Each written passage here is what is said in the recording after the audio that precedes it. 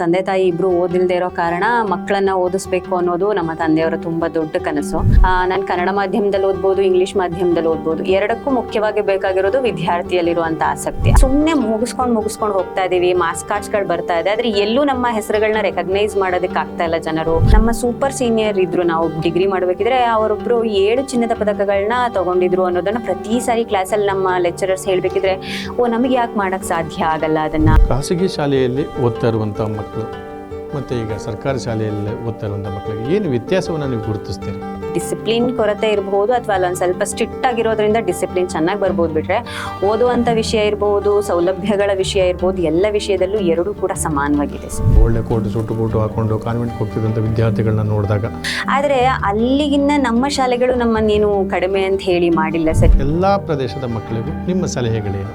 ಓದೋ ವಯಸ್ಸಲ್ಲಿ ಸಂಪೂರ್ಣವಾಗಿ ಆ ಸಮಯವನ್ನು ಓದೋದಕ್ಕೆ ಅಂತಾನೆ ಕೊಟ್ರೆ ಸಾಧನೆ ಅನ್ನುವಂಥದ್ದು ಕೈಗೆಟ್ಕುವಂಥ ದಾರಿಯಲ್ಲಿರುತ್ತೆ. ಸರ್ಕಾರಿ ಶಾಲೆಯಿಂದಾಕ್ಷಣಕ್ಕೆ ಮೂಗು ಮುರಿಯುವಂಥ ಪೋಷಕರು ಹೆಚ್ಚಾಗಿದ್ದಾರೆ. ನನ್ನ ಮಕ್ಕಳು ಇಂಗ್ಲಿಷಲ್ಲಿ ಓದಿದ್ರೆ ಮಾತ್ರ ಸಮಾಜದಲ್ಲಿ ಒಳ್ಳೆ ಬೆಲೆ ಸಿಗುತ್ತೆ ಅನ್ನುವಂಥದ್ದಿದೆ. ಖಂಡಿತವಾಗಿಯೂ ಅದು ತಪ್ಪು. ಸರ್ಕಾರಿ ಶಾಲೆಗಳಲ್ಲೇ ಓದಿಸಿದ್ರೆ ದುಡ್ಡು ಉಳಿತಾಯ ಆಗತ್ತೆ, ಮಕ್ಕಳಿಗೆ ನಾಲೆಡ್ಜ್ ಕೂಡ ಸಿಗ್ತಾ ಹೋಗುತ್ತೆ. ಕನ್ನಡ ಮಾಧ್ಯಮ ಅನ್ನುವಂಥ ಒಂದು ಕೃಪಾಂಕ ಕೂಡ ನಮಗೆ ಕನ್ನಡ ಮಾಧ್ಯಮದವ್ರಿಗೆ ಸಿಗ್ತಾ ಇರೋದ್ರಿಂದ ಎಲ್ಲ ಮಕ್ಕಳು ಕನ್ನಡದಲ್ಲಿ ಓದಿದ್ರು ಕೂಡ ಕೆಲಸವನ್ನ ತಗೊಳ್ಬಹುದು.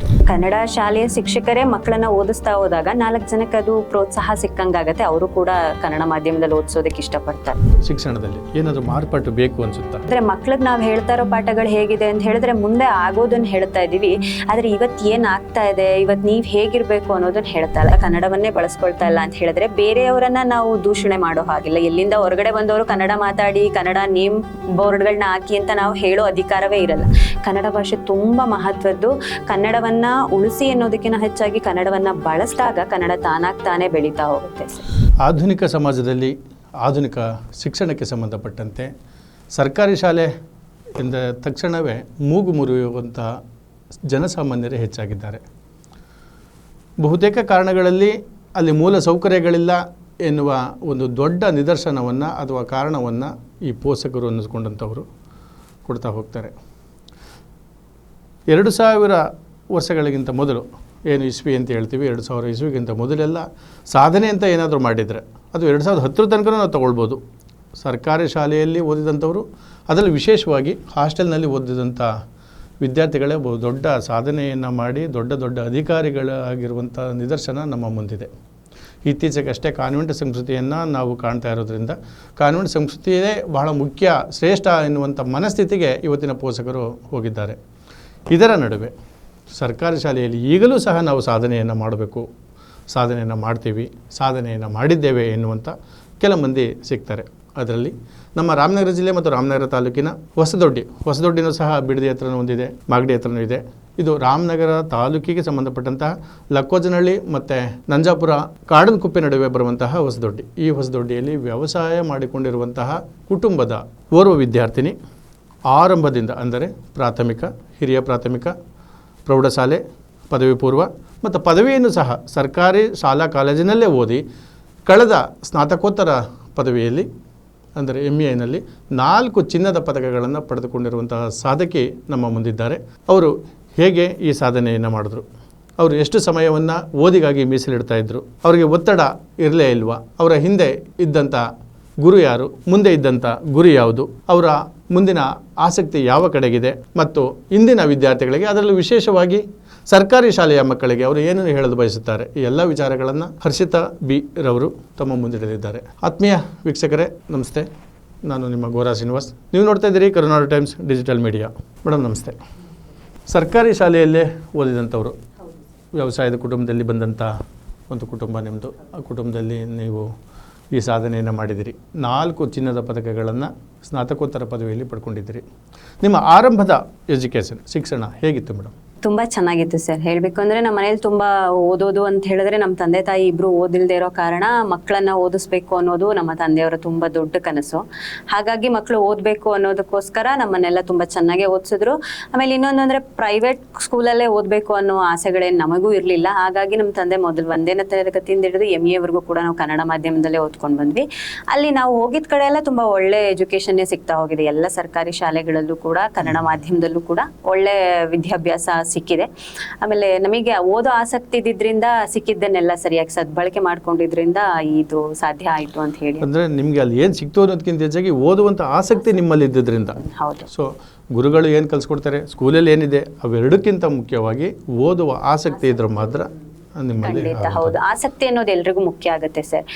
ನಾನು ಕನ್ನಡ ಮಾಧ್ಯಮದಲ್ಲಿ ಓದ್ಬೋದು, ಇಂಗ್ಲಿಷ್ ಮಾಧ್ಯಮದಲ್ಲಿ ಓದ್ಬೋದು. ಎರಡಕ್ಕೂ ಮುಖ್ಯವಾಗಿ ಬೇಕಾಗಿರೋದು ವಿದ್ಯಾರ್ಥಿಯಲ್ಲಿರುವಂಥ ಆಸಕ್ತಿ. ಅದು ನನ್ನಲ್ಲಿ ಹೆಚ್ಚಾಗಿದ್ದ ಕಾರಣ ಇದು ಸಾಧ್ಯ ಆಗಿದೆ. ನಿಮ್ಮದು ಪ್ರಾಥಮಿಕ ಮಾಧ್ಯಮಿಕ ಅಂದರೆ ಹಿರಿಯ ಪ್ರಾಥಮಿಕ ಪ್ರೌಢಶಾಲೆ ಎಲ್ಲೆಲ್ಲಿ ಓದಿದ್ರಿ ನಾನು ಮೇಡಮ್? 1ನೇ ತರಗತಿಯಿಂದ 5ನೇ ತರಗತಿ ತನಕ ಹೊಸದೊಡ್ಡಿಯಲ್ಲೇ ಓದಿದೆ ಸರ್. ಅದು ಕಿರಿಯ ಪ್ರಾಥಮಿಕ ಶಾಲೆಯಲ್ಲಿ ಓದ್ಕೊಂಡೆ. ಅದು ಏಕೋಪಾಧ್ಯಾಯ ಶಾಲೆ, ನಾಗರತ್ನ ಮ್ಯಾಮ್ ಅಂತ ಇದ್ರು. ಅವ್ರು ತುಂಬಾ ಚೆನ್ನಾಗಿ ಹೇಳ್ಕೊಡುವಂಥವ್ರು. ಸಾಧನೆ ಮಾಡಬೇಕು ಅಂತ ಅವತ್ತಿಂದ ಹೇಳೋದಕ್ಕೆ ಮೂಲ ಕಾರಣ ಅವರೇ, ಏನನ್ನಾದ್ರೂ ಸಾಧಿಸ್ಬೇಕು ಅಂತ. ಯಾಕಂದ್ರೆ ನಾವು 1ನೇ ತರಗತಿಯಿಂದ 5ನೇ ತರಗತಿವರೆಗೂ 4 ಜನ ವಿದ್ಯಾರ್ಥಿಗಳಿದ್ದಿದ್ರಿಂದ ಆ ಶಿಕ್ಷಕಿಗೆ ನಮ್ಮ ಮೇಲೆ ಕಾನ್ಸಂಟ್ರೇಟ್ ಮಾಡುವಂಥದ್ದಿರ್ಬೋದು ಅಥವಾ ನಮ್ಮ ಮೇಲೆ ಆಸಕ್ತಿ ತೋರಿಸುವಂಥದ್ದು ಜಾಸ್ತಿ ಇತ್ತು.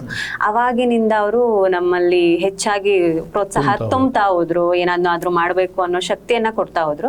ಹಾಗಾಗಿ ಅಲ್ಲಿಂದ ಶುರು ಆಗದಂಥದ್ದು ಜರ್ನಿ ಇವತ್ತಿನವರೆಗೂ ಕೂಡ ಕನ್ನಡ ಮಾಧ್ಯಮದಲ್ಲೇ ಓದ್ಕೊಂಡು ಏನನ್ನಾದ್ರೂ ಸಾಧಿಸ್ಬೇಕು ಅನ್ನುವಂಥದ್ದು ಅಲ್ಲಿಂದ ಶುರು ಆಗಿದ್ದಂಥದ್ದು. ಅನಂತರ 6 ಮತ್ತು 7ನೇ ತರಗತಿಯನ್ನ ನಾನು ಕವಣಾಪುರ ಶಾಲೆಯಲ್ಲಿ ಮಾಡ್ಕೊಂಡೆ. ಅದಾದ ನಂತರ ಹೈಸ್ಕೂಲ್ ಪ್ರೌಢಶಾಲೆಯನ್ನ ಲಕ್ಕೋಜ್ನಳ್ಳಿ ಹಿರಿಯ ಪ್ರಾಥಮಿಕ ಶಾಲೆಯಲ್ಲಿ ಮಾಡ್ಕೊಂಡೆ. ಅದಾದ ನಂತರ ನಾನು PUCಯನ್ನ ಚನ್ನಪಟ್ಟಣ ಗರ್ಲ್ಸ್ ಕಾಲೇಜಲ್ಲಿ ಮುಗಿಸ್ಕೊಂಡು 3 ವರ್ಷದ ಡಿಗ್ರಿಯನ್ನ ಅದೇ ಚನ್ನಪಟ್ಟಣದ ಪ್ರಥಮ ದರ್ಜೆ ಕಾಲೇಜಿನಲ್ಲಿ ಮುಗಿಸ್ಕೊಂಡೆ. ಅನಂತರ B.Ed ಕೂಡ ಮಾಡ್ಕೊಂಡೆ. ಅದು ಸೋಮನಹಳ್ಳಿ ಮದ್ದೂರಿನಲ್ಲಿ ಮುಗಿಸ್ಕೊಂಡು ಅನಂತರ B.Ed ಆದ್ಮೇಲೆ MA ಸ್ನಾತಕೋತ್ತರ ಕೇಂದ್ರ ರಾಮನಗರದಲ್ಲಿ ಸೇರ್ಕೊಂಡೆ.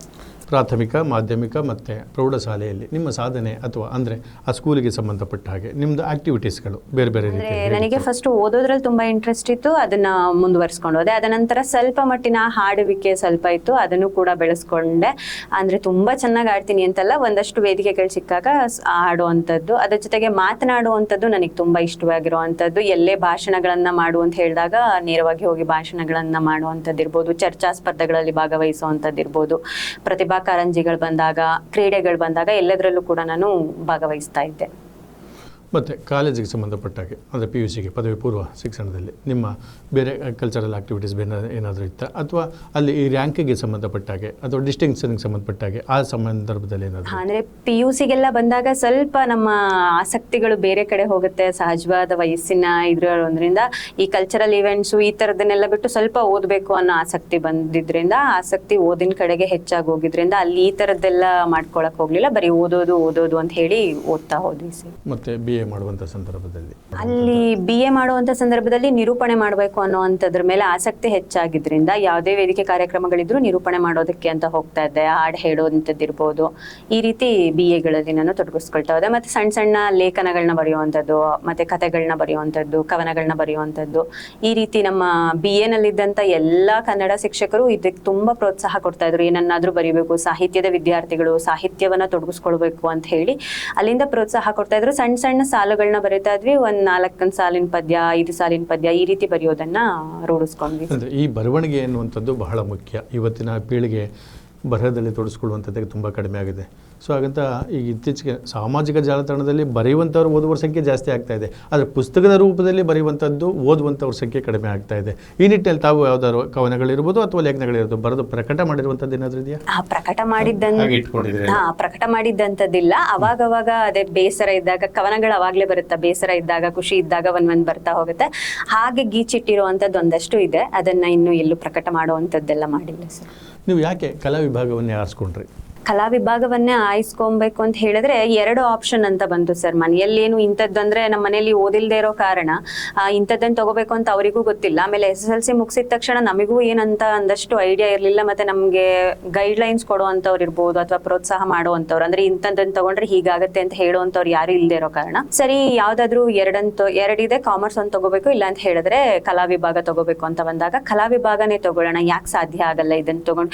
ಯಾಕಂದ್ರೆ ಎಲ್ಲರೂ ಕಾಮರ್ಸ್ ತಗೋಬೇಕು, ಎಲ್ಲರೂ ಸೈನ್ಸ್ ತಗೋಬೇಕು ಅಂತ ಇದ್ದಾರೆ ಅಂದಾಗ ಸಮಾಜದಲ್ಲಿ ಬರೀ ಅವರೇ ಸಿಗ್ತಾ ಹೋಗ್ತಾರೆ.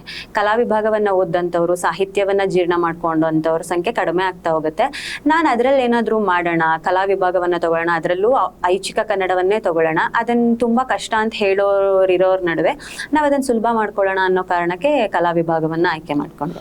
ಇಲ್ಲ ಒಂದು ಕಡೆ SSLC ತನಕನೂ ನಿಮ್ಮ ಪ್ರೌಢಶಾಲೆ ಮುಗಿಯೋ ತನಕನೂ ಆಯಿತು ಸರ್ಕಾರಿ ಶಾಲೆಗಳಲ್ಲಿ ಓದ್ತೀರಿ.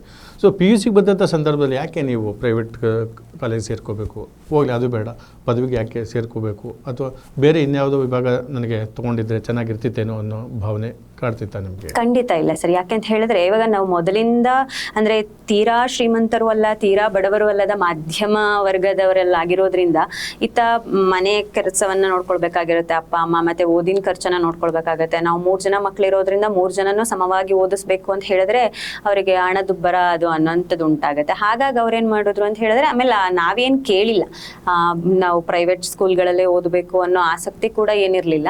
ಹಾಗಾಗಿ ಸರಿ ಆಯ್ತು, 10ನೇ ತರಗತಿ ಮುಗಿತು. ಆಮೇಲೆ ಇನ್ನೊಂದು ಏನಾಗಿತ್ತು ಅಂತ ಹೇಳಿದ್ರೆ, ನಮ್ಮ ಸರ್ಕಾರಿ ಕಾಲೇಜ್ ಹೇಗಿತ್ತು ಅಂತ ಹೇಳಿದ್ರೆ, ಪ್ರೈವೇಟ್ ಅಲ್ಲಿ 10th ಮುಗಿಸ್ಕೊಂಡಿರೋರು ಕೂಡ ನಮ್ಮ ಸರ್ಕಾರಿ ಕಾಲೇಜಿಗೆ ಬಂದು ಸೇರ್ಕೊಂಡಿರುವಂತ ಫೆಸಿಲಿಟೀಸ್ ಇದ್ದಿದ್ರಿಂದ ಸೊ ನಾವು ನೇರವಾಗಿ ಸರ್ಕಾರಿ ಕಾಲೇಜಿಗೆ ಹೋಗಿ ಸೇರ್ಕೊಂಡ್ವಿ. ನೀವು MA-ನಲ್ಲಿ 4 ಚಿನ್ನದ ಪದಕಗಳನ್ನ ಪಡ್ಕೊಂಡಿದ್ದೀರಿ.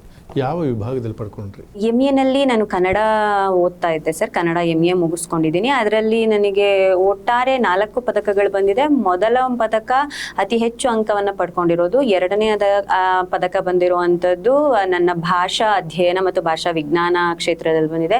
3ನೇ ಪದಕ ನನಗೆ ತೌಲನಿಕ ಅಧ್ಯಯನ ಸಾಹಿತ್ಯದಲ್ಲಿ ಬಂದಿದೆ. 4ನೇ ಪದಕ ಕೂಡ ಒಟ್ಟಾರೆಯಾಗಿ ಅತಿ ಹೆಚ್ಚು ಅಂಕ ಇರೋದ್ರಿಂದ ಬಂದಿರುವಂತ. ಇದು ಹಿಂದೆ ಇದ್ದಂಥ ಗುರುಗಳು ಭಾಳ ಫೋರ್ಸಾಗಿ ಇಲ್ಲ ನೀನು ಮಾಡ್ತೀಯ ಮಾಡಮ್ಮ, ನಾನು ಇದೀನಿ ಮಾಡಮ್ಮ ಅಂತ ಹೇಳುವಂಥ ಗುರುಗಳು ಯಾರಾದರೂ ಇದ್ರ? ಖಂಡಿತವಾಗಿಯೂ ಸರ್. ನನಗೆ ಕನ್ನಡ ಅನ್ನೋದಕ್ಕೆ ಹೆಚ್ಚಿನ ಅಭಿಮಾನ ಬಂದಿದ್ದು ನನ್ನ ಡಿಗ್ರಿನಲ್ಲಿ ಒಬ್ಬರು ಲೆಕ್ಚರರ್ ಇದ್ರು, ಜೋಶಿ ಅಂತ. ಅವ್ರು ಇವತ್ತಿಗಿಲ್ಲ, ಆ ಕಾಲ ಆಗಿದ್ದಾರೆ. ಸೊ ಅವರು ಯಾವಾಗಲೂ ಹೇಳುವಂಥವ್ರು, ಕನ್ನಡ ತುಂಬ ಸುಲಭವಾಗಿರುವಂಥ ಭಾಷೆ ಅಂತ ಎಲ್ಲರೂ ಹೇಳ್ತಾರೆ, ಅದರಲ್ಲಿ ಸಾಧನೆ ಮಾಡೋದಕ್ಕೆ ದೊಡ್ಡ ಸಾಗರ, ಇಷ್ಟು ವರ್ಷಗಳ ಇತಿಹಾಸ ಇದೆ ಅಂತ ಹೇಳಿದ್ರೆ ಅದು ಸಾಗರವಾಗಿರುವಂಥದ್ದು. ಕೆಲವರಿಗೆ ಮಾತ್ರ ಅದು ದಕ್ಕುವಂಥದ್ದು, ಅದನ್ನು ನೀವು ದಕ್ಕಿಸ್ಕೊಳ್ಬೇಕು ಅಂತ ಪ್ರತಿ ತರಗತಿಯಲ್ಲಿ ಹೇಳೋರು.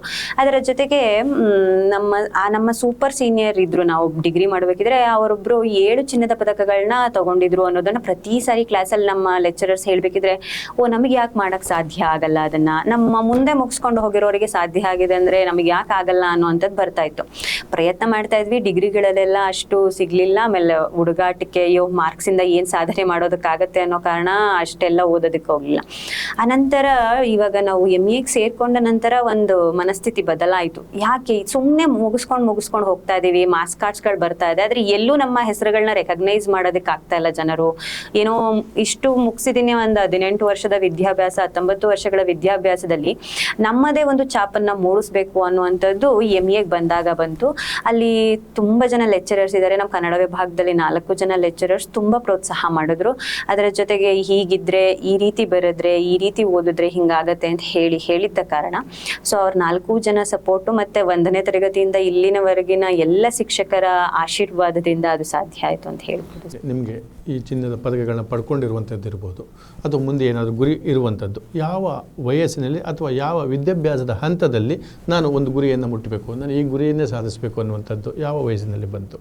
ಸರ್, ಇವಾಗ ನಾನು 10ನೇ ತರಗತಿಯಲ್ಲಿ ತುಂಬಾ ಚೆನ್ನಾಗಿ ಓದ್ತಾ ಇದ್ದೆ. ಕ್ಲಾಸಸ್ ಅಂತ ಬಂದಾಗ, ಟೆಸ್ಟ್ಗಳಂತ ಬಂದಾಗ ತುಂಬಾ ಚೆನ್ನಾಗಿ ಓದ್ತಾ ಇದ್ರೆ. ಆದರೆ 10ನೇ ತರಗತಿ ಮೇನ್ ಎಕ್ಸಾಮ್ ಅಲ್ಲಿ ನಂದು ರಿಸಲ್ಟ್ ಸ್ವಲ್ಪ ಕಡಿಮೆ ಆಗೋಯ್ತು. ನಾನು 2nd ಕ್ಲಾಸಲ್ಲಿ ಪಾಸ್ ಆದೆ. ಸರಿ, ಅವಾಗ ಒಂದು ಸ್ವಲ್ಪ ಬೇಜಾರಾಯಿತು.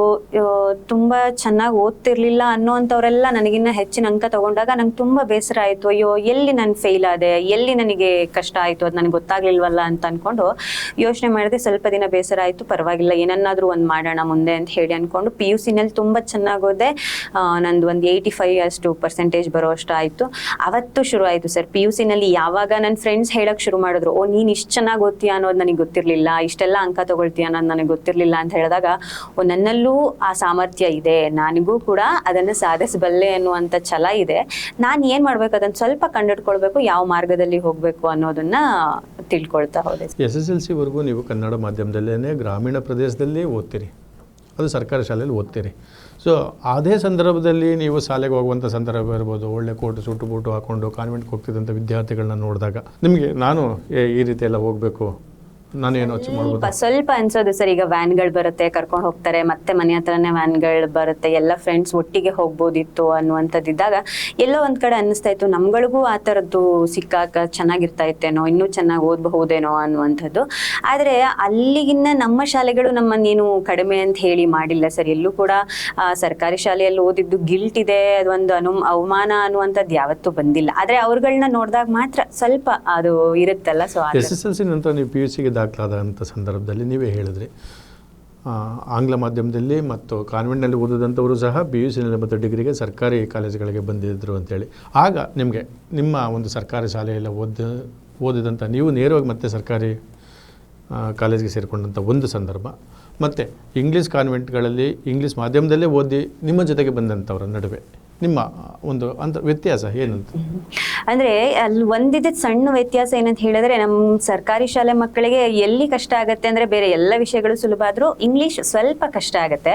ಆ ಮಕ್ಕಳುಗಳಿಗೆ ಇಂಗ್ಲೀಷ್ ಸ್ವಲ್ಪ ಸುಲಭ ಆಗಿರೋದ್ರಿಂದ ಅವೆರಡನ್ನ ಅಡ್ಜಸ್ಟ್ ಮಾಡ್ಕೊಳ್ಳುವಂಥದ್ದು ಸ್ವಲ್ಪ ಕಷ್ಟ ಆಗತ್ತೆ. ಬಿಟ್ಟರೆ ಬೇರೆ ಎಲ್ಲ ವಿಷಯಗಳಲ್ಲಿ ನಾವು ಮತ್ತು ಅವರು ಇಬ್ಬರು ಸಮಾನವಾಗಿ ಇರ್ತೀವಿ ಸರ್. ನಿಮ್ಮ ಮುಂದಿನ ಗುರಿ ಏನಿದೆ ಮೇಡಮ್? ಸರ್, ನನಗೆ ಸಾಕಷ್ಟು ಗುರಿಗಳಿದೆ. ಬರಹದಲ್ಲಿ ತೊಡಗಿಸ್ಕೊಳ್ಬೇಕು ಅನ್ನುವಂಥದ್ದು ಇರ್ಬೋದು, ಸಾಹಿತ್ಯ ಆಗಬೇಕು, ನನ್ನ ಹೆಸರು, ನನ್ನ ತಂದೆ ಹೆಸರು ಎಲ್ಲರಿಗೂ ಪರಿಚಯ ಆಗಬೇಕು ಅನ್ನುವಂಥದ್ದಿದೆ. ಅದರ ಜೊತೆಗೆ ನನಗೆ ಶಿಕ್ಷಕ ವೃತ್ತಿಯನ್ನೇ ಆಯ್ಕೆ ಮಾಡ್ಕೊಳ್ಬೇಕು ಅನ್ನುವಂಥದ್ದೊಂದಿದೆ. ಸೊ ಹಾಗಾಗಿ ಶಿಕ್ಷಕ ವೃತ್ತಿಯನ್ನೇ ಮುಂದುವರಿಸ್ಕೊಂಡು ಅದರ ಜೊತೆಗೆ ಬರಹವನ್ನ ತೊಡಗಿಸ್ಕೊಳ್ಬೇಕು ಅಂತ. ಇದು ಬಿಟ್ಟು ಬೇರೆ ಇನ್ನೇನಾದರೂ KS ಮಾಡಬೇಕು, IAS ಮಾಡಬೇಕು, ಅಥವಾ IITಗೆ ಹೋಗಬೇಕು, ಅಥವಾ ಬೇರೆ ಇನ್ಯಾವುದಾದ್ರು ಒಂದು ಇದರಲ್ಲಿ ನಾನು ಅಂದರೆ ನನಗೆ ಒಂದಿದೆ ಸರ್, KS ಆಗಬೇಕು ಅಂತ ಒಂದಿದೆ. KS ಅಥವಾ IAS ಯಾವ್ದಾದ್ರು ಎರಡರಲ್ಲಿ ಒಂದು ಆಗ್ಬೇಕು. ನಮ್ಮನ್ನ ರೋಲ್ ಮಾಡುವಂತವ್ರು ತುಂಬಾ ಜನ ಇದ್ದಾರೆ. ನಾನು ಆ ಸ್ಥಾನಕ್ಕೆ ಹೋಗ್ಬೇಕು. ಅವಾಗ ನನ್ನನ್ನ ಜನ ಹೇಗೆ ಗುರುತಿಸ್ತಾರೆ, ಹೇಗೆ ನೋಡ್ತಾರೆ ಅನ್ನೋದೊಂದು ಕನಸು ನನಗಿದೆ ಸರ್. ಖಾಸಗಿ ಶಾಲೆಯಲ್ಲಿ ಓದ್ತಾ ಇರುವಂಥ ಮಕ್ಕಳು ಮತ್ತು ಈಗ ಸರ್ಕಾರಿ ಶಾಲೆಯಲ್ಲಿ ಓದ್ತಾ ಇರುವಂಥ ಮಕ್ಕಳಿಗೆ ಏನು ವ್ಯತ್ಯಾಸವನ್ನು ನೀವು ಗುರುತಿಸ್ತೀರಿ?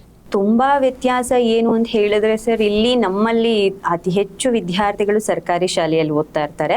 ಅಲ್ಲಿ ಲಿಮಿಟೇಷನ್ಸ್ ವಿದ್ಯಾರ್ಥಿಗಳಿರ್ತಾರೆ, ಅದೊಂದು. ಅದರ ಜೊತೆಗೆ ಇಲ್ಲಿ ನಮ್ಮ ಮಕ್ಕಳಲ್ಲಿ ಸ್ವಲ್ಪ ಡಿಸಿಪ್ಲಿನ್ ಕೊರತೆ ಇರಬಹುದು, ಅಥವಾ ಅಲ್ಲೊಂದು ಸ್ವಲ್ಪ ಸ್ಟ್ರಿಕ್ಟ್ ಆಗಿರೋದ್ರಿಂದ ಡಿಸಿಪ್ಲಿನ್ ಚೆನ್ನಾಗಿ ಬರ್ಬೋದು. ಬಿಟ್ರೆ ಓದುವಂಥ ವಿಷಯ ಇರಬಹುದು, ಸೌಲಭ್ಯಗಳ ವಿಷಯ ಇರ್ಬೋದು, ಎಲ್ಲ ವಿಷಯದಲ್ಲೂ ಎರಡೂ ಕೂಡ ಸಮಾನವಾಗಿದೆ ಸರ್. ಗ್ರಾಮೀಣ ಪ್ರದೇಶದ ಮಕ್ಕಳಿಗೆ, ಸರ್ಕಾರಿ ಶಾಲೆಯ ಮಕ್ಕಳಿಗೆ, ಒಟ್ಟಾರೆ ಎಲ್ಲ ಪ್ರದೇಶದ ಮಕ್ಕಳಿಗೂ ನಿಮ್ಮ ಸಲಹೆಗಳೇನು ಓದುವುದರ ಬಗ್ಗೆ? ಅಂದರೆ ಸರ್, ನಾವು ಏನು ಮಾಡಬೇಕು ಅಂತ ಹೇಳಿದ್ರೆ, ಯಾವ ವಯಸ್ಸಲ್ಲಿ ಏನು ಮಾಡಬೇಕು ಅನ್ನೋದನ್ನ ಮೊದಲು ತಿಳ್ಕೊಳ್ಬೇಕು. ಓದೋ ವಯಸ್ಸಲ್ಲಿ ಸಂಪೂರ್ಣವಾಗಿ ಆ ಸಮಯವನ್ನು ಓದೋದಕ್ಕೆ ಅಂತಾನೆ ಕೊಟ್ಟರೆ ಸಾಧನೆ ಅನ್ನುವಂಥದ್ದು ಕೈಗೆಟ್ಕುವಂಥ ದಾರಿಯಲ್ಲಿರುತ್ತೆ. ಸೊ ಹಾಗಾಗಿ ಓದುವಂಥ ಸಮಯದಲ್ಲಿ ಓದೋದನ್ನು ಮಾತ್ರ ರೂಢಿಸ್ಕೊಳ್ಳಿ. ಅದು ಆಂಗ್ಲ ಭಾಷೆ ಇರ್ಬೋದು, ಕನ್ನಡ ಮಾಧ್ಯಮ ಇರ್ಬೋದು, ನೀವು ಎಲ್ಲೇ ಓದ್ತಾ ಇರ್ಬೋದು, ಸಿಗುವಂಥ ಅಷ್ಟೂ ಸೌಲಭ್ಯಗಳನ್ನು ಸದ್ಬಳಕೆ ಮಾಡಿಕೊಂಡ್ರೆ ಖಂಡಿತ ಎಲ್ಲರಿಗೂ ಸಾಧನೆ ಮಾಡೋದಕ್ಕೆ ಅವಕಾಶಗಳು ಸಿಗ್ತಾ ಹೋಗ್ತವೆ. ಸರ್ಕಾರಿ ಶಾಲೆಯಿಂದಾಕ್ಷಣಕ್ಕೆ ಮೂಗು ಮುರಿಯುವಂಥ ಪೋಷಕರು ಹೆಚ್ಚಾಗಿದ್ದಾರೆ. ಅವ್ರ ಬಗ್ಗೆ ಪೋಷಕರಿಗೆ ಏನು ಹೇಳಕ್ಕೆ ಅಂದ್ರೆ ಎಲ್ಲ ತಂದೆ ತಾಯಿಗಳ ಆಶಯ ಏನಿದೆ ಅಂತ ಹೇಳಿದ್ರೆ, ನನ್ನ ಮಕ್ಕಳು ಇಂಗ್ಲಿಷಲ್ಲಿ ಓದಿದ್ರೆ ಮಾತ್ರ ಸಮಾಜದಲ್ಲಿ ಒಳ್ಳೆ ಬೆಲೆ ಸಿಗುತ್ತೆ ಅನ್ನುವಂಥದ್ದಿದೆ. ಖಂಡಿತವಾಗಿಯೂ ಅದು ತಪ್ಪು. ಯಾಕೆ ಅಂತ ಹೇಳಿದ್ರೆ, ಇವತ್ತು ಸರ್ಕಾರಿ ಶಾಲೆಗಳಲ್ಲೂ ಕೂಡ ತುಂಬಾ ಚೆನ್ನಾಗಿ ಪಾಠ ಮಾಡುವಂತ ಆಂಗ್ಲ ಶಿಕ್ಷಕರು ಇದ್ದಾರೆ, ಕನ್ನಡ ಶಿಕ್ಷಕರಿದ್ದಾರೆ. ಎಲ್ಲ ಸೌಲಭ್ಯಗಳು ಸರ್ಕಾರಿ ಶಾಲೆಗಳಲ್ಲೂ ಸಿಗ್ತಾ ಇದೆ. ಹಾಗಾಗಿ ಇನ್ಮುಂದೆ ನಮ್ಮೆಲ್ಲ ಮಕ್ಕಳುಗಳನ್ನ ನಾವು ಸರ್ಕಾರಿ ಶಾಲೆಗಳಲ್ಲೇ ಓದಿಸಿದ್ರೆ ದುಡ್ಡು ಉಳಿತಾಯ ಆಗತ್ತೆ, ಮಕ್ಕಳಿಗೆ ನಾಲೆಡ್ಜ್ ಕೂಡ ಸಿಗ್ತಾ ಹೋಗುತ್ತೆ. ಕನ್ನಡದಲ್ಲಿ ಕಲ್ತ್ರೆ, ಅದು ಸರ್ಕಾರಿ ಶಾಲೆಯಲ್ಲಿ ಕಲ್ತ್ರೆ ಉದ್ಯೋಗ ಅನ್ನೋದು ಒಂದು ಕನಸಿನ ಮಾತು ಅನ್ನುವಂಥದ್ದು ಪೋಷಕರಲ್ಲಿದೆ. ತಾವೇನು ಹೇಳ್ತೀರಿ? ಖಂಡಿತವಾಗಿಯೂ ಇಲ್ಲ ಸರ್. ಯಾಕೆ ಅಂತ ಹೇಳಿದ್ರೆ, ಕನ್ನಡ ಮಾಧ್ಯಮದಲ್ಲಿ ಬರೀ ಕನ್ನಡವನ್ನ ಮಾತ್ರ ಕಲಿಸ್ತಾ ಇಲ್ಲ, ಇಂಗ್ಲಿಷನ್ನು ಕೂಡ ಕಲಿಸ್ತಾ ಇರೋದ್ರಿಂದ ನಾವು ಸಿಗುವಂಥದ್ದನ್ನ ಸರಿಯಾಗಿ ಬಳಕೆ ಮಾಡ್ಕೊಂಡ್ರೆ ಎಲ್ಲ ಭಾಷೆಯನ್ನ ಕಲಿಬಹುದು. ಆಸಕ್ತಿ ಅನ್ನುವಂಥದ್ದು ವಿದ್ಯಾರ್ಥಿಗಳಲ್ಲಿ ಇರಬೇಕು. ಹಾಗಾಗಿ ಕೆಲಸ ಅನ್ನುವಂಥದ್ದು ಆಂಗ್ಲದಲ್ಲಿರೋರಿಗೂ ಸಿಗ್ತಾ ಹೋಗುತ್ತೆ, ಕನ್ನಡ ಮಾಧ್ಯಮದಲ್ಲಿ ಓದೋರಿಗೂ ಸಿಗ್ತಾ ಹೋಗುತ್ತೆ. ಅದ್ರ ಜೊತೆಗೆ ಕನ್ನಡ ಮಾಧ್ಯಮ ಅನ್ನುವಂಥ ಒಂದು ಕೃಪಾಂಕ ಕೂಡ ನಮಗೆ ಕನ್ನಡ ಮಾಧ್ಯಮದವ್ರಿಗೆ ಸಿಗ್ತಾ ಇರೋದ್ರಿಂದ ಎಲ್ಲ ಮಕ್ಕಳು ಕನ್ನಡದಲ್ಲಿ ಓದಿದ್ರು ಕೂಡ ಕೆಲಸವನ್ನ ತಗೊಳ್ಬಹುದು. ಈ ಶಿಕ್ಷಣ ವ್ಯವಸ್ಥೆ ಬಗ್ಗೆ, ಕಾನ್ವೆಂಟ್ಗಳಿರ್ಬೋದು, ಸರ್ಕಾರಿ ಶಾಲೆ ಕಾಲೇಜುಗಳಿರ್ಬೋದು, ಇನ್ನಿತರ ಒಟ್ಟಾರೆ ಶಿಕ್ಷಣ ವ್ಯವಸ್ಥೆ ಬಗ್ಗೆ? ಶಿಕ್ಷಣ ವ್ಯವಸ್ಥೆ ಅನ್ನುವಂಥದ್ದು ತುಂಬಾ ಚೆನ್ನಾಗಿದೆ ಸರ್. ದಿನ ದಿನ ಅದು ಅಪ್ಗ್ರೇಡ್ ಆಗ್ತಾ ಇದೆ, ಸೌಲಭ್ಯಗಳನ್ನೆಲ್ಲ ಕೊಡ್ತಾ ಇದೆ. ಆದರೆ ಅದನ್ನ ಬಳಕೆ ಮಾಡ್ಕೊಳ್ಳುವಂಥ ವಿದ್ಯಾರ್ಥಿಗಳಾಗಿರ್ಬೋದು, ಅದನ್ನ ಬಳಸ್ಕೊಳ್ಬೇಕು ಅನ್ನುವಂಥದ್ದನ್ನ ಹೇಳ್ಕೊಡುವಂಥ ತಂದೆ ತಾಯಿಗಳಾಗಿರ್ಬೋದು, ಶಿಕ್ಷಕರಾಗಿರ್ಬೋದು, ಒಟ್ಟಾರೆ ಸಮಾಜ ಶಿಕ್ಷಣ ವ್ಯವಸ್ಥೆಯನ್ನ ಗೌರವಿಸಿದ್ರೆ ಶಿಕ್ಷಣಕ್ಕೆ ಅದರದ್ದೇ ಆದಂಥ ಮಹತ್ವ ಸಿಗ್ತಾ ಹೋಗುತ್ತೆ. ಈಗ ಮಾತಾಡಬೇಕಾದ್ರೆ ಹಲವಾರು ಬಾರಿ ಮಾತಾಡಿದೆ, ನಾನು ಬರಹದಲ್ಲಿ ತೊಡಗಿಸ್ಕೋಬೇಕು, ನಾನು ಕವಿತೆಯನ್ನು ಲೇಖನವನ್ನು ಜೀರ್ಣಿಸ್ಕೊಳ್ಬೇಕು ಅನ್ನೋ ಅರ್ಥದಲ್ಲಿ ತಾವು ಮಾತಾಡಿದ್ರಿ. ಕನ್ನಡ ಭಾಷೆ ಬಗ್ಗೆ ಮತ್ತು ಬರವಣಿಗೆ ಬಗ್ಗೆ ತಮ್ಮ ಅನಿಸಿಕೆ? ಕನ್ನಡ ಅನ್ನುವಂಥದ್ದೊಂದು ಅಮೂಲ್ಯವಾದಂಥದ್ದು ಸರ್. ಯಾಕಂತ ಹೇಳಿದ್ರೆ ಅದು ನಮ್ಮ ಮಾತೃಭಾಷೆ ಆಗಿರುವಂಥದ್ದು, ನಮ್ಮ ಕನಸಿನ ಭಾಷೆ ಆಗಿರುವಂಥದ್ದು. ಸೊ ಆ ಭಾಷೆಯಲ್ಲಿ ಬರಹವನ್ನಾಗಿರಬಹುದು, ಅಥವಾ ಬೇಸರವನ್ನ ಕಳೆಯೋದಕ್ಕಾಗಿರ್ಬೋದು, ಅಥವಾ ಸಾಹಿತ್ಯವನ್ನ ಮತ್ತಷ್ಟು ಹೆಚ್ಚು ಮಾಡೋದಕ್ಕೆ, ಅಥವಾ ಸಾಹಿತ್ಯವನ್ನ ತಿಳ್ಕೊಳ್ಳೋದಕ್ಕೆ ಕನ್ನಡ ಭಾಷೆ ತುಂಬಾ ಮಹತ್ವದ್ದು. ಕನ್ನಡವನ್ನ ಉಳಿಸಿ ಅನ್ನೋದಕ್ಕಿಂತ ಹೆಚ್ಚಾಗಿ ಕನ್ನಡವನ್ನ ಬಳಸಿದಾಗ ಕನ್ನಡ ತಾನಾಗಿ ತಾನೇ ಬೆಳೀತಾ ಹೋಗುತ್ತೆ ಸರ್. ಎಲ್ಲ ಒಂದು ಕಡೆ ಇತ್ತೀಚೆಗೆ ಸರ್ಕಾರಿ ಶಾಲೆಯಲ್ಲಿ ಪ್ರಾಥಮಿಕ, ಹಿರಿಯ ಪ್ರಾಥಮಿಕ, ಪ್ರೌಢಶಾಲೆ, ಇನ್ನು ಕಾಲೇಜ್ ಹಂತ ಒಂದು ದಾಟುತ್ತೆ ಬಿಡಿ, ಆಗ ಅವ್ರಿಗೆ ಅರಿವಾಗಿರ್ತದೆ. ಅದರಲ್ಲೂ ನಾವು ಒಂದು PhD ಮಾಡಬೇಕಾದ್ರೆ ಅಥವಾ ಮೆಡಿಕಲ್ ಸೀಟ್ ತೊಗೋಬೇಕಾದ್ರೆ, ಅದು BE ಇಂಜಿನಿಯರ್ ಸೀಟಿಗೆ ತೊಗೋಬೇಕಾದ್ರೆ ಆಗಲೂ ಸಹ ಸರ್ಕಾರಿ ಕಾಲೇಜುಗಳನ್ನೇ ಹುಡುಕ್ತಾ ಹೋಗ್ತಾರೆ. ಪೋಷಕರು ಇರ್ಬೋದು, ವಿದ್ಯಾರ್ಥಿಗಳು ಇರ್ಬೋದು. ಬಿಫೋರ್ ಡಿಗ್ರಿಗಳಿಗೆ ಸಂಬಂಧಪಟ್ಟಾಗೆ ಅಥವಾ PU ತನಕನೂ ಮತ್ತು ಪ್ರೌಢಶಾಲೆಗಳಿಗೆ ಎಲ್ಲದಕ್ಕೂ ಸರ್ಕಾರಿ ಶಾಲೆಯ ಮಾಸ್ತರರಂತ ಅನ್ನಿಸ್ಕೊಳ್ಳೋಂಥವ್ರು ಸರ್ಕಾರಿ ಶಾಲೆಗೆ ಸೇರಿಸಲ್ಲ. ಇದ್ರ ಬಗ್ಗೆ ನಿಮ್ಮ ಅಭಿಪ್ರಾಯ? ಅಂದ್ರೆ ಅವರಲ್ಲಿ ಒಂದು ಪೂರ್ವಗ್ರಹ ಕಲ್ಪನೆ ಸೇರ್ಕೊಂಡ್ಬಿಟ್ಟಿದೆ ಸರ್. ಇಂಗ್ಲಿಷ್ ಮಾಧ್ಯಮ ಅನ್ನುವಂಥದ್ದು ಶ್ರೇಷ್ಠವಾದದ್ದು. ಪೋಷಕರಿಗೆಲ್ಲ, ಅದೇ ಶಿಕ್ಷಕರಿಗೆ ಅಂತ ಹೇಳಿದ್ರೆ ಈಗ ಅದ್ರ ಒಳಗಡೆ ಇರೋರಿಗೆ ಅದರ ದೋಷಗಳು ಉಳುಕುಗಳು ಗೊತ್ತಿರುತ್ತೆ ಅನ್ನೋ ಹಾಗೆ ಶಿಕ್ಷಕರ ಮನಸ್ಥಿತಿಗಳು ಹೇಗಾಗಿದೆ ಅಂದ್ರೆ ಶಿಕ್ಷಕರ ಮಕ್ಕಳು ಶಿಕ್ಷಕರೇ ಆಗಬಾರದು, ಕೆಳಮಟ್ಟದ ಹಂತದಲ್ಲಿ ಇರಬಾರ್ದು, ಅವ್ರು ಏನೋ ದೊಡ್ಡದನ್ನು ಸಾಧಿಸಬೇಕು ಅನ್ನೋ ಆಶಯದಲ್ಲಿ ಅವರು ಆಂಗ್ಲ ಮಾಧ್ಯಮಕ್ಕೆ ಸೇರಿಸ್ತಾ ಹೋಗ್ತಾರೆ ಮಕ್ಕಳನ್ನ. ಅವ್ರುಗಳು ಕೂಡ ಕನ್ನಡ ಮಾಧ್ಯಮಕ್ಕೆ ಸೇರಿಸಬೇಕು ಅನ್ನೋದು ನನ್ನ ಆಶಯ. ಸರ್ಕಾರಿ ಶಾಲೆಗಳು ಈಗ ಒಂದು ಹಂತದಲ್ಲಿ ಮುಚ್ಚುತ್ತಾ ಬರ್ತಾ ಇದೆ. ಇಂಥ ಸಂದರ್ಭದಲ್ಲಿ ಸರ್ಕಾರಿ ಶಾಲೆಯ ಮೇಷ್ಟ್ರುಗಳು ಅವ್ರ ಮಕ್ಕಳನ್ನೇ ಓದಿಸ್ತಾ ಬಂದರೆ ಸರ್ಕಾರಿ ಶಾಲೆಯಲ್ಲಿ ಇನ್ನೊಂದಷ್ಟು ಜನ ಪೋಷಕರು ಮೇಷ್ಟ್ರು ಮಗನೇ ಓದ್ತಾ ಇದ್ದಾರೆ, ಮೇಷ್ಟ್ರು ಮಗಳೇ ಓದ್ತಾ ಇದ್ದಾರೆ ಅನ್ನುವಂಥ ನಿಟ್ಟಿನಲ್ಲಿ ಇನ್ನೊಂದಷ್ಟು ಸಂಖ್ಯೆ ಹೆಚ್ಚಾಗಿ ಕನ್ನಡ ಶಾಲೆಗಳು ಉಳಿತವೆ ಅನಿಸುತ್ತಾ ನಿಮಗೆ? ಖಂಡಿತವಾಗಿಯೂ ಸರ್, ಅದನ್ನು ಮಾಡಲೇಬೇಕು.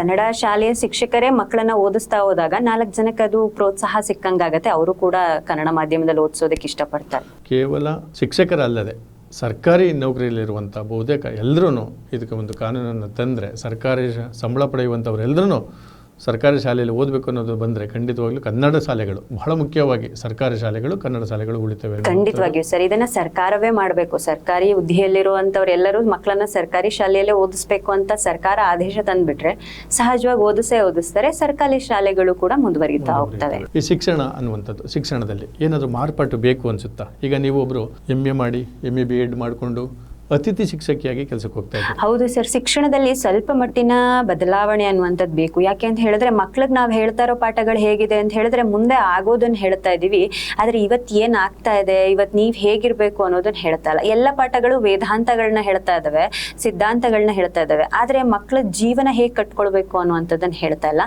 ಶಿಕ್ಷಣ ವ್ಯವಸ್ಥೆ ಪಠ್ಯಕ್ರಮದಲ್ಲಿ ಮಕ್ಕಳಿಗೆ ಒಂದ್ ಸ್ವಲ್ಪ ಔಪಚಾರಿಕತೆಯನ್ನ ಬಿಟ್ಟು ಅನೌಪಚಾರಿಕವಾಗಿ ಬದುಕೋದು ಅಂತ ಹೇಳಿದ್ರೆ ಸಮಾಜ ಜೊತೆಗೆ ಮಕ್ಕಳು ಹೇಗ್ ಬದುಕಬೇಕು, ಸಮಾಜದಲ್ಲಿ ಮಕ್ಕಳ ಕರ್ತವ್ಯಗಳೇನು ಅನ್ನುವಂಥದ್ದನ್ನ ತಿಳಿಸ್ಕೊಡುವಂತ ಪಠ್ಯಕ್ರಮಗಳು. ಅದರ ಜೊತೆಗೆ ಶಿಕ್ಷಣ ವ್ಯವಸ್ಥೆ ಹೇಗಾಗಿದೆ ಅಂತ ಹೇಳಿದ್ರೆ ಮಕ್ಕಳಿಗೆ ಹೊಡಿಬಾರ್ದು, ಮಕ್ಕಳಿಗೆ ಬೈಬಾರ್ದು, ಎಲ್ಲ ಫೆಸಿಲಿಟೀಸ್ಗಳನ್ನ ಕೊಡ್ತಾ ಇರೋದ್ರಿಂದ ಮಕ್ಕಳ ಮನಸ್ಥಿತಿಗಳು ಏನಾಗ್ತಾ ಇದೆ, ಬೇರೆ ಬೇರೆ ಕಡೆ ಹೋಗ್ತಾ ಇದೆ. ಅಂದ್ರೆ ಹಿಂದಿನ ಕಾಲದಲ್ಲಿ ಮಕ್ಕಳು ಶಾಲೆಗೆ ಹೋಗ್ತಾ ಇದ್ರು, ಓದ್ಕೊಳ್ತಾ ಇದ್ರು, ಬರ್ತಾ ಇದ್ರು, ಊಟ ಇರ್ಲಿಲ್ಲ ಅಥವಾ ಅಲ್ಲಿ ಅವರಿಗೆ ಉಪವಾಸ ಇದ್ದು ಓದ್ತಾ ಇದ್ರು. ಗುರುವಿನ ಗುಲಾಮನಾಗುವ ತನಕ ದೊರೆಯದಯ್ಯ ಮುಕುತಿ ಅಂತ ಹೇಳಿ ಗುರುವನ್ನೇ ತನ್ನ ಗುರುವನ್ನಾಗಿ ಮಾಡ್ಕೊಂಡು ಅವರ ಪಾದ ಸೇವೆಯನ್ನ ಮಾಡ್ಕೊಂಡು ಕಲಿತಾ ಇದ್ರು. ಅವಾಗ ಮಕ್ಳು ಎಷ್ಟು ಚೆನ್ನಾಗಿ ಕಲಿತಾ ಇದ್ರು. ಈಗ ಎಲ್ಲ ಸೌಲಭ್ಯಗಳು ಸಿಗ್ತಾ ಇದ್ರು ಕೂಡ ಮಕ್ಳು ಕಲಿಯೋಕೆ ಆಸಕ್ತಿ ಇಲ್ಲ. ಯಾಕೆ ಅಂತ ಹೇಳಿದ್ರೆ ಆ ಶಿಕ್ಷಣ ವ್ಯವಸ್ಥೆಯ ಊಟ ಇದೆಯಲ್ಲ ಅದು ಸರಿಯಾಗಿ ಮಕ್ಳಿಗೆ ಸಿಗ್ತಾ ಇಲ್ಲ, ಅದು ಬೇಕಿದ್ದಿದ್ದು ಸಿಗ್ತಾ ಇಲ್ಲ. ಇವಾಗ ಎಲ್ಲ ಬೇರೆದನ್ನೆಲ್ಲ ಕೊಡೋ ಬದಲು ಮಕ್ಳಿಗೆ ಏನ್ ಬೇಕು ಅದನ್ನ ಕೊಟ್ರೆ ಖಂಡಿತವಾಗಿಯೂ ಸರಿ ಹೋಗುತ್ತೆ. ಅಂದ್ರೆ ಯೂನಿವರ್ಸಿಟಿನಲ್ಲಿ ಪಠ್ಯ ಪುಸ್ತಕಕ್ಕೆ ಅಷ್ಟೇ ಸೀಮಿತ ಆಗ್ತಾ ಇದೆ. ನಮ್ಗೆ ಯೂನಿವರ್ಸಲ್ ಬೇಕು, ಸಮಾಜದ ಪಾಠಗಳನ್ನ ಖಂಡಿತವಾಗಿಯೂ ತರಬೇಕು ಅಂತ. ನಾವು ಯಾವಾಗ ಯೂನಿವರ್ಸಿಟಿ ಜೊತೆಗೆ ಯೂನಿವರ್ಸಲ್ನ ಬದುಕನ್ನು ನಾವು ಕಟ್ಕೊಟ್ಟಂಥ ಸಂದರ್ಭದಲ್ಲಿ ಆ ವ್ಯಕ್ತಿ ಒಂದು ಉನ್ನತ ಮಟ್ಟಕ್ಕೆ ಹೋಗ್ತಾನೆ, ತನ್ನ ಬದುಕನ್ನು ತಾನು ರೂಪಿಸ್ಕೊಳ್ಳೋಕೆ ಹೋಗ್ತಾನೆ ಅನ್ನುವಂಥ ಒಂದು ಮಾಡ್ತಾನೆ.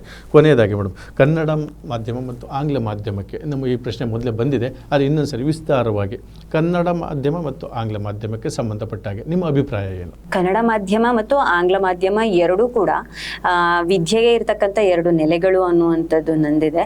ಆದರೆ ಬಹುಸಂಖ್ಯೆ ಕನ್ನಡ ಮಾಧ್ಯಮವನ್ನೇ ಆಯ್ಕೆ ಮಾಡ್ಕೋಬೇಕು. ಅವಕಾಶಗಳು ಹೆಚ್ಚಾಗಿ ಸಿಗ್ತಾ ಇದೆ. ಇತ್ತೀಚಿನ ದಿನಗಳಲ್ಲಿ ಕನ್ನಡ ಅನ್ನುವಂಥದ್ದು ಬೆಳವಣಿಗೆ ಆಗ್ತಾ ಇದೆ. ಹಾಗಾಗಿ ಆಮೇಲೆ ಕನ್ನಡಿಗರೇ ಕನ್ನಡವನ್ನ ಉಪಯೋಗಿಸ್ಕೊಳ್ತಾ ಇಲ್ಲ, ಕನ್ನಡವನ್ನೇ ಬಳಸ್ಕೊಳ್ತಾ ಇಲ್ಲ ಅಂತ ಹೇಳಿದ್ರೆ ಬೇರೆಯವರನ್ನ ನಾವು ದೂಷಣೆ ಮಾಡೋ ಹಾಗಿಲ್ಲ. ಎಲ್ಲಿಂದ ಹೊರಗಡೆ ಬಂದವರು ಕನ್ನಡ ಮಾತಾಡಿ ಕನ್ನಡ ನೇಮ್ ಬೋರ್ಡ್ಗಳನ್ನ ಹಾಕಿ ಅಂತ ನಾವು ಹೇಳೋ ಅಧಿಕಾರವೇ ಇರಲ್ಲ. ಯಾಕೆಂತ ಹೇಳಿದ್ರೆ ನಾವೇ ಅದನ್ನ ಸರಿಯಾಗಿ ಬಳಕೆ ಮಾಡ್ತಾ ಇಲ್ಲ. ಹಾಗಾಗಿ ಇನ್ಮುಂದೆ ನಮ್ಮ ಮಕ್ಕಳುಗಳನ್ನ ಸೇರಿಸ್ಬೇಕಿದ್ರೆ ಕನ್ನಡ ಮಾಧ್ಯಮ ಆಂಗ್ಲ ಮಾಧ್ಯಮ ಅಂತ ಹೇಳಿ ಬೇರೆ ಮಾಡದೆ ಕನ್ನಡ ಮಾಧ್ಯಮಕ್ಕೆ ಸೇರಿಸಿ ಎಲ್ಲ ಸೌಲಭ್ಯಗಳು ಸಿಗೋ ಹಾಗೆ ನಾವು ಪೋಷಕರು ಅವರಿಗೆ ಪ್ರೇರಣೆಯನ್ನ ಕೊಡ್ತಾ ಹೋಗ್ಬೋದು ಸರ್. ಪ್ರಿಯ ಕನ್ನಡದ ಮನಸ್ಸುಗಳೇ, ಇಷ್ಟೊತ್ತು ಅಪ್ಪಟ ಗ್ರಾಮೀಣ ಪ್ರತಿಭೆ ಕನ್ನಡ ಮಾಧ್ಯಮದಲ್ಲಿ ಸರ್ಕಾರಿ ಶಾಲೆಯಲ್ಲೇ ಓದಿ ಸ್ನಾತಕೋತ್ತರ ಪದವಿಯಲ್ಲಿ 4 ಚಿನ್ನದ ಪದಕಗಳನ್ನು ಪಡೆದುಕೊಂಡು ಚನ್ನಪಟ್ಟಣ ತಾಲೂಕಿನ ಅರಳಾಳುಸಂದ ಗ್ರಾಮದಲ್ಲಿರುವಂತಹ ಕರ್ನಾಟಕ ಪಬ್ಲಿಕ್ ಶಾಲೆಯಲ್ಲಿ ಅತಿಥಿ ಶಿಕ್ಷಕಿಯಾಗಿ ಕಾರ್ಯನಿರ್ವಹಿಸುತ್ತಿರುವಂತಹ ಕನ್ನಡದ ಬಗ್ಗೆ ಹಲವಾರು ಆಸೆ ಆಕಾಂಕ್ಷೆಗಳನ್ನು ಕೆಲವೊಂದಷ್ಟು ಬದಲಾವಣೆಗಳನ್ನು ತರುವ ನಿಟ್ಟಿನಲ್ಲಿ ಯೋಚನೆ ಮಾಡುವಂಥ ನಿಟ್ಟಿನಲ್ಲಿ ಹರ್ಷಿತಾ ಬೀರವರು ಇಷ್ಟೊತ್ತು ನಮ್ಮ ಜೊತೆ ತಮ್ಮ ಸಾಧನೆಯನ್ನು ಹೇಗೆಲ್ಲ ಮಾಡಿದೆ ಎಂದು ಹಂಚಿಕೊಂಡಿದ್ದಾರೆ. ಈ ನಿಟ್ಟಿನಲ್ಲಿ ಕನ್ನಡ ಶಾಲೆ ಎಂದಾಕ್ಷಣ, ಸರ್ಕಾರಿ ಶಾಲೆ ಎಂದಾಕ್ಷಣ ಮೂಗು ಮುರಿಯುವಂಥ ಪೋಷಕರು ಮತ್ತು ವಿದ್ಯಾರ್ಥಿಗಳು, ಬಹಳ ಮುಖ್ಯವಾಗಿ ನಾನು ಪದೇ ಪದೇ ಹೇಳ್ತೀನಿ, ಯಾರಿಗೆ ಎಷ್ಟು ಬೇಸರ ಆಗೋದು ಗೊತ್ತಿಲ್ಲ, ಸರ್ಕಾರಿ ನೌಕರರು, ವಿಶೇಷವಾಗಿ ಸರ್ಕಾರಿ ಶಾಲಾ ಮಾಸ್ತರುಗಳು ತಮ್ಮ ಮಕ್ಕಳನ್ನು ಸರ್ಕಾರಿ ಶಾಲೆಯಲ್ಲಿ ಓದಿಸಿದ್ರೆ ಇಂತಹ ಪ್ರತಿಭೆಗಳು ಅವರ ಮಕ್ಕಳು ಸಹ ಆಗ್ಬೋದು ಎನ್ನುವ ನಿಟ್ಟಿನಲ್ಲಿ ಈ ಕಾರ್ಯಕ್ರಮಕ್ಕೆ ಆಗಮಿಸಿದಂತಹ ಹರ್ಷಿತಾ ಬೀರವರಿಗೆ ನಾನು ಮತ್ತೊಮ್ಮೆ ನಮಸ್ಕಾರವನ್ನು ಹೇಳ್ತೇನೆ.